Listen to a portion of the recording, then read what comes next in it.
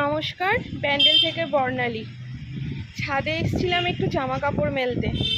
এই এত ফুল দেখে আবার ছুটতে গিয়ে ফোনটা নিয়ে চলে আসলাম।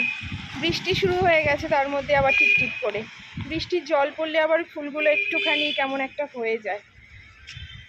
কি দারুণ, দেখুন কি অপূর্ব কালার কম্বিনেশনগুলো, দেখুন অপূর্ব সুন্দর।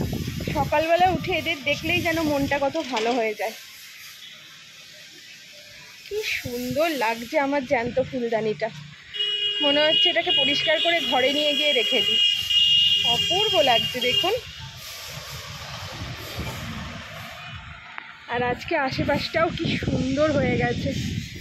এমনিই তো বর্ষাকাল আমার বড্ড প্রিয়। বৃষ্টির জল পেয়ে যেন ফুলগুলো প্রাণ ফিরে পেয়েছে। উফ, কি লাগছে আজকে। এই কালারটা অদ্ভুত সুন্দর। এই যে ভীষণ মিষ্টি একটা কালার এটা।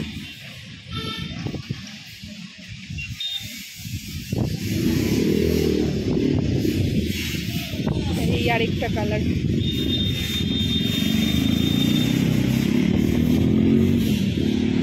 এই বছর আর আলাদা করে কোনো গাছ করতে পারলাম না। কি সুন্দর লাগছে, মনে হচ্ছে এখানেই বসে থাকি, নিচে যেতে ইচ্ছা করছে না।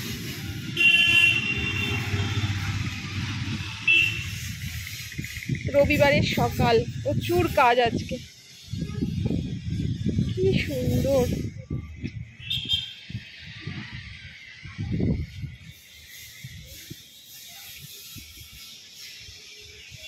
এই ফুলটা দেখুন, এই ছাদটায় ওঠা হয় না, তবু এই গাছটার জন্য আসলাম।